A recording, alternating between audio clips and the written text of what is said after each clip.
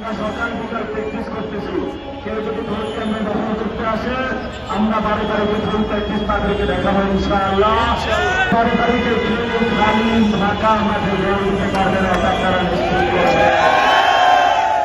আমরা যখন খেলতে নিয়েছি, অন্যায়ের বিরুদ্ধে আমরা খেলবো, অবিচার বিরুদ্ধে খেলবো।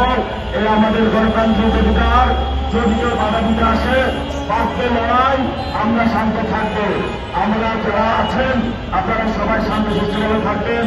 আজান হয়েছে, আমরা সবাই এখন নামাজে যাব, নামাজ পড়বো। এরপর আমাদের আরো কর্মসূচি চলবে। সবাই ভালো থাকবেন।